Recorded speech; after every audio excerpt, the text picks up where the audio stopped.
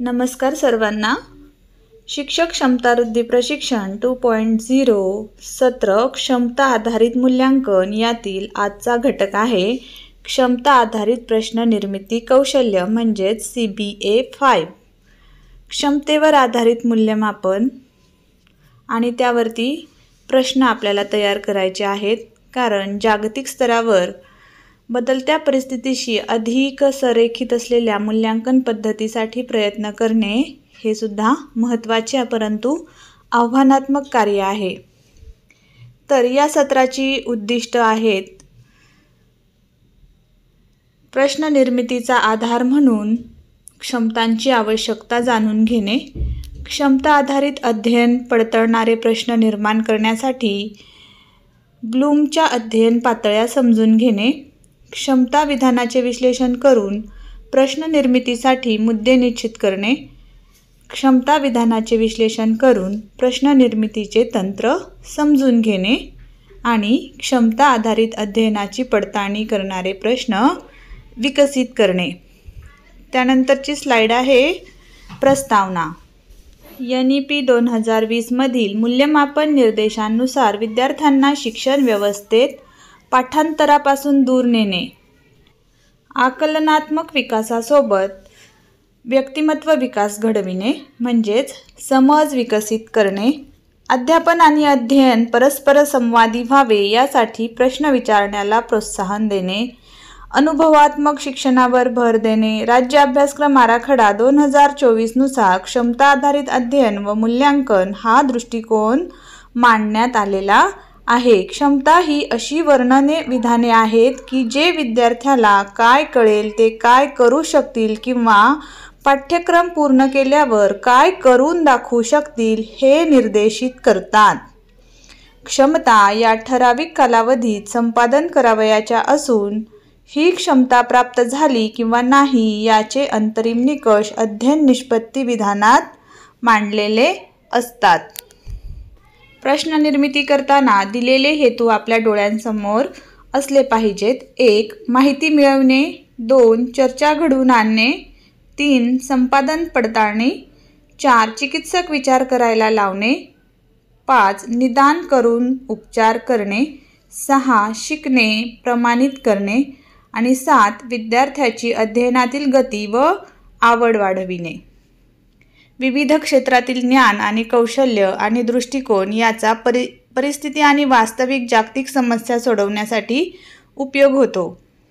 क्षमता आधारित मूल्यांकनाचे ध्येय केवळ श्रेणी गुणांपुरते मर्यादित नाही, तर विद्यार्थ्याचे कौशल्य, अभिप्राय आणि कामगिरीतील सुधारणा इथपर्यंत त्याचा विस्तार होतो।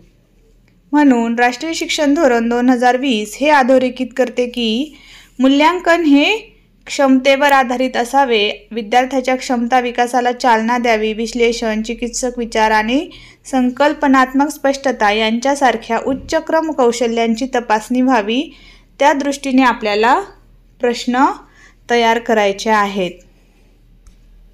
असे प्रश्न तयार करताना आपल्याला ब्लूमच्या टॅक्सॉनॉमीनुसार 6 अध्ययन पातळ्या सुद्धा लक्षात घ्यायच्या आहेत। पहिली लक्षात ठेवणे, रिमेंबरिंग, समजून घेणे, अंडरस्टँडिंग, उपयोजन, अप्लाइंग, विश्लेषण, ॲनालायझिंग, मूल्यमापन, इव्हॅल्युएटिंग आणि नवनिर्मिती म्हणजेच क्रिएटिंग। समज पडताळणी व प्रश्नाचे स्तर।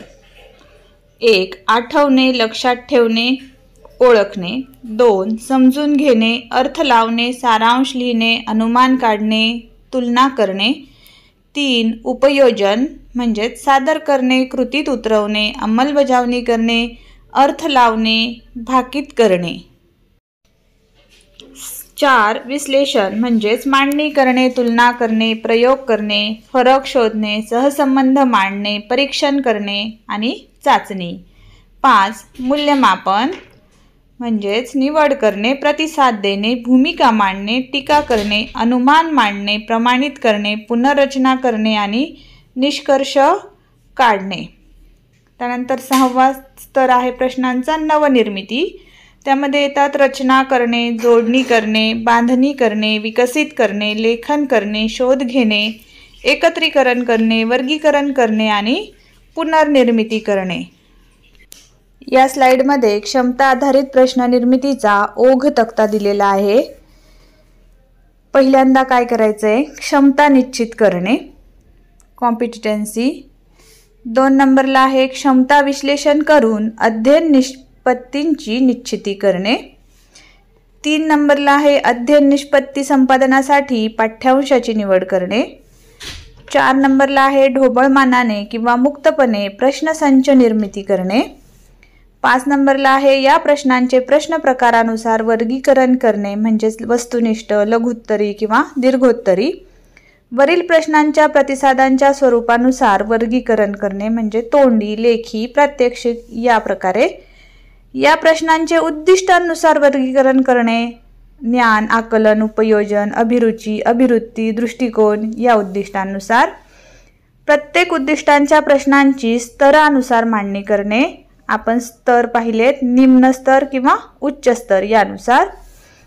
प्रश्नांची भाषिक अंगाने सुधारणा करणे, योग्य समर्पक शब्द। प्रत्येक प्रश्नाची निकषानुसार पडताळणी करणे, म्हणजे वस्तुनिष्ठता, नेमकेपणा, निसंदिग्धता, विश्वसनीयता। आणि शेवटी आहे प्रश्नास अंतिम रूपात लिहिणे, म्हणजे एक प्रश्न तयार करण्यासाठी हा पूर्ण ओघ तक्त्यातून त्याला जावं लागणार आहे। इथे प्रश्न निर्मितीची काही उदाहरणे दिलेली आहेत।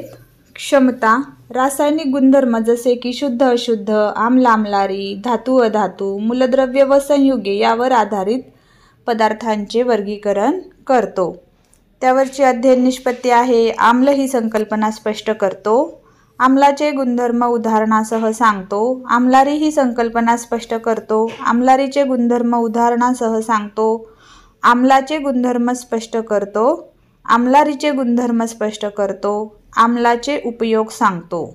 इथे आणखी काही अध्ययन निष्पत्ती दिलेल्या आहेत। विविध आम्लारी पदार्थांचे उपयोग सांगतो, आम्ल व आम्लारीतील फरक, तुलना करतो, दर्शकाची व्याख्या स्पष्ट करतो, दर्शकाचे महत्त्व स्पष्ट करतो, दर्शकाचे प्रकार उदाहरणासह स्पष्ट करतो, नैसर्गिक दर्शक तयार करतो, नैसर्गिक दर्शकाची वर्णपट्टी तयार करतो, उदासीनीकरणाबाबत माहिती सांगतो, उदासीनीकरणासाठी आम्लारीचा उपयोग करतो, दैनंदिन जीवनामध्ये घरात वापरात येणाऱ्या आम्लारी पदार्थांची यादी करतो।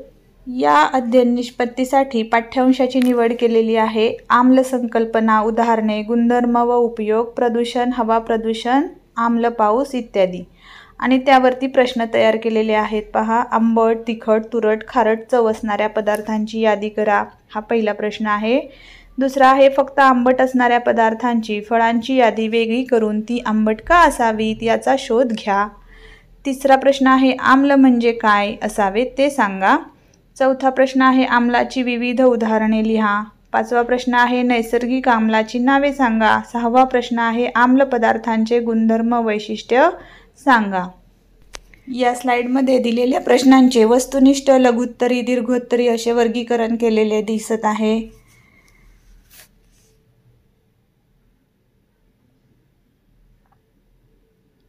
हे आपण मोठ्या वर्गांसाठी पाहिलं। आता प्राथमिक स्तरावर इयत्ता 3री साठी पहा, गणित विषय आहे। काठिण्य पातळी सोपी, मध्यम, कठीण आपण निवडायचे आहे। संकल्पना आहे गुणाकार, उद्दिष्ट आहे उपयोजन, क्षमता संख्येवरील क्रिया समजपूर्वक करतो आणि अध्ययन निष्पत्ती आहे गुणाकाराची उदाहरणे समजपूर्वक सोडवतो। आता एक उदाहरण दिलेलं आहे, ते दुरुस्त करून लिहायचं आहे, म्हणजे उत्तरासहित उदाहरण दिलेलं आहे, ते मुलांना दुरुस्त करता येतं का ते पाहायचं आहे। त्यानंतर इयत्ता 3री साठीच मराठी विषयाचे एक उतारा दिलेला आहे, त्याची क्षमता आहे समजपूर्वक वाचन। आपण त्याची काठिण्य पातळी ठरवू शकतो, सोपी, मध्यम किंवा कठीण। अध्ययन निष्पत्ती आहे उतारा वाचून त्याचा अचूक अंदाज लावून निष्कर्ष काढतो। आणि उतार्याखाली काही प्रश्नही दिलेले आहेत, ते विविध उद्दिष्टांवर अवलंबून आहेत, जसे की ज्ञान, आकलन, उपयोजन, अभिरुची, अभिवृत्ती आणि दृष्टिकोन। सर्जनशीलता सुद्धा आहे। तर या शेवटच्या ज्या 2 स्लाइड दिल्या त्या परत बॅग घेऊन याच्यावरती तुम्ही चर्चा करायची आहे आणि प्रश्नपेढीसाठी सुद्धा आपण चर्चेतून प्रश्न तयार करायचे आहेत। धन्यवाद.